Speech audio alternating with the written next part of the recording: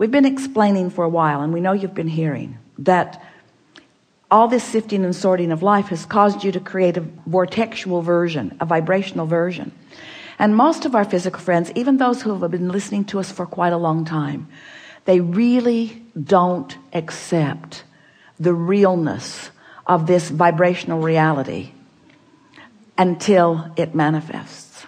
And so we talk to try to help you to sense the vibrational version, to feel the vibrational version. In other words, if we could get you to feel secure even before it manifests, it would manifest faster. Most want it to manifest before they feel secure. But that's going about it backwards. So if we can get you to feel secure, if we can get you to feel in love before the person shows up, the person will show up. But humans think they need a person to be in love with. And we want you to know you can be in love with an idea. You can be in love with the idea of a relationship.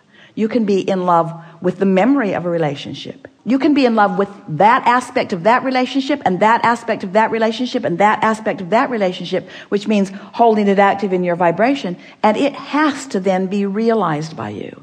So this realization recently, the way we are describing it to you, maybe to help you understand it. But since you sometimes don't accept the vortexual version, then the grid version isn't easy to follow either, but we're going to give it to you anyway. Everything you want is vibrationally gathered, all the cooperative components in your vortex. And it is ready to reveal itself to you. And the reason that we're using the word reveal or realize is because you are going to be the interpreter of it. In the same way that sweet bird was the interpreter of a message from Jerry to Esther. There are interpreters all around that are ready to interpret the message to you. Humans, we're not just talking about birds. We're talking about experiences. We're talking about financial forces. We're talking about ideas that flow to you. There's all kinds of manifestation that occurs once the vibration of your grid, which means your practice day-to-day vibration, is closer to the vibration of your vortex. It just has to be, you see. And you've lived pieces of that. When you finally made the decision that you were going to do something different, that decision was your grid filling in. That was you having asked and asked and asked, getting the vortex going and going and going, and at a moment of little or no resistance, that determination came to you and you knew what you were going to do. Remember how clear you felt? In fact, you're still feeling sort of clear about it because you were wanting to convince us all of that turning point here and now.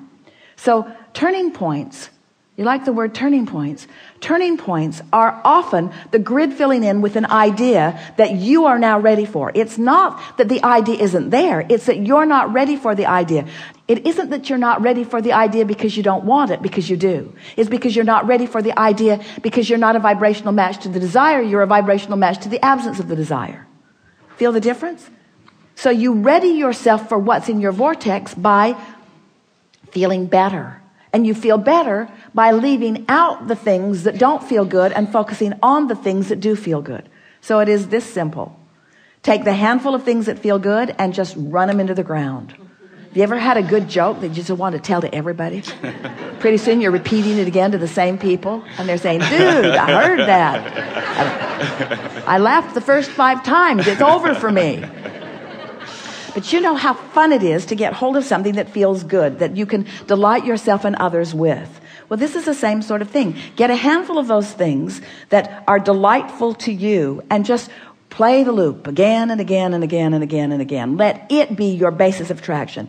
Let something that delights you be the loop that you play that keeps your grid in this high vibration so that what's in your vortex can show up now and now and now and now and now. And do you know what happiness is? Happiness is being in that place where you're the receiver of the right idea at the right time. Happiness is being in that place where something occurs to you at the most opportune moment.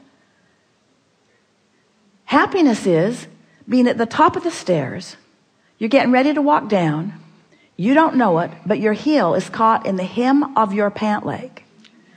and you are about to take a header down the stairs. But the broader part of you knows that and gives you the inspiration to take hold of the railing. So when you go to move your foot and can't, you're stable. That's happiness.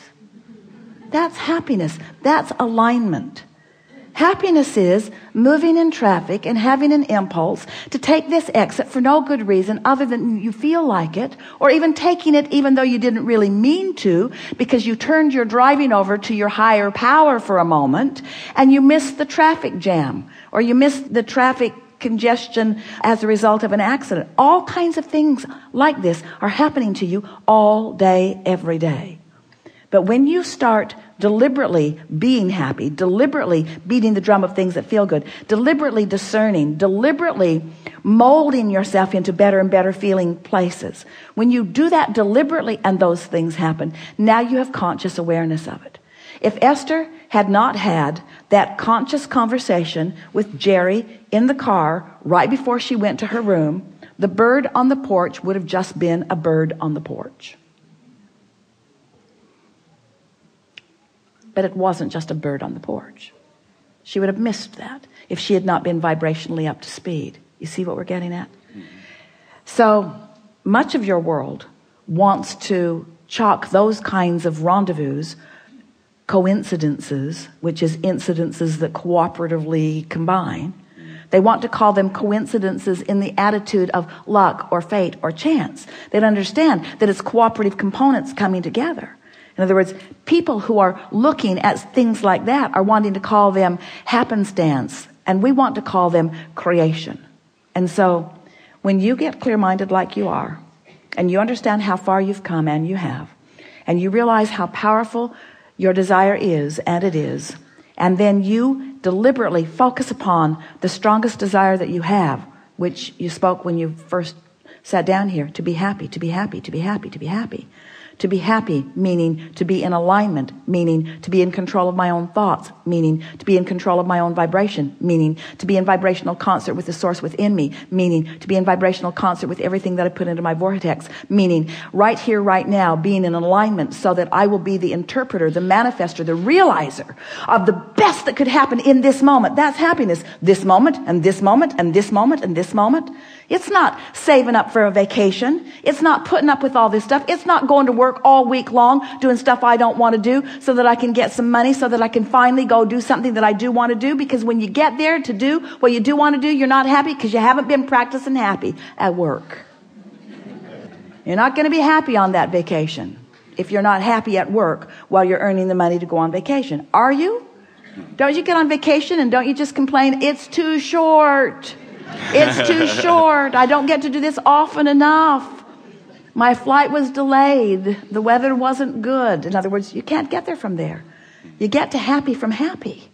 Well, Abraham, that helps a lot. So you're telling me that if I get happy, I'll be happy. Let me write that down.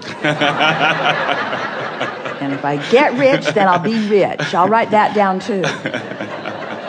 We're saying you got to find a little piece of it. You got to fan the flame of it.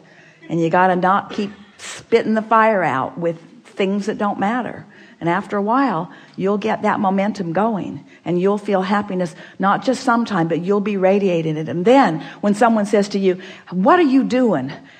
The reason that they're asking is because you've got what they want. Every single person that wants every single thing that they want, whether it's a material object or a pile of money or a circumstance, an event, a relationship, everything that everyone wants is because they believe that there is happiness in there. There's happiness right here, right now, if you're in the right vibration. You know it. Haven't you ever gotten into that zone, that frequency, where everywhere you turned, something good happened? Esther says that's what it's like hanging around with Barbara. She loves traveling with Barbara because it's happy everywhere. They walk up to a very controlling, very official at the airport. And she's barking at everyone. A man made the horrific mistake of letting his toe step over the line by an inch. And she put him in his place, "Sir, step back." He did, and he didn't like it. And Esther thought, "Ooh, that was harsh and unnecessary." And Barbara, who refuses to focus on anything unpleasant, missed it completely. So when she got up there, she got a big smile. She got moved fast to the other line. In other words, she's treated like royalty. While this poor man was put into the dungeon. No, that's what we're talking about. In other words, you attract by virtue of how you feel. We know we've been taking a bit of long time here, longer than we promised at the beginning, but it's so worth contemplating. How happy am I? How happy can I be? How good can I feel? What's the best feeling thought that I can find right now? What's working in my life? What's working out? What do I remember that felt good? What's happening right now that feels good? How general do I need to be? You can always find something to feel good about. And when you do, and when you make that your habit, then the actualization of it, the realization of it, the manifestation of it is so pronounced in your experience that people will be flocking to you and saying, "What is your secret?" And you'll say, "I'm happy." And they'll say, "I know that. I can see that. That's why I'm asking you what your secret is." And you say, "No, I was happy before I was happy." And they'll say, "Well, that doesn't make any sense at all." And you'll say, "Well, I purged unhappy thoughts from my experience by focusing on happy thoughts." "Well, what do you mean?" "Well, I didn't actually purge them. I just started emphasizing the happy thoughts. I started making lists of positive aspects. I counted my blessings. I learned that in church. I counted my blessings one by one. And the more I focused upon them, the more that vibration was mine. And the more that vibration was mine, the more law of attraction put me in the vicinity where I could realize it. So life isn't happening to me. Life is happening from me. I'm emanating the signal to which all life is responding. So when I get up in the morning, I decide, how's this day going to feel?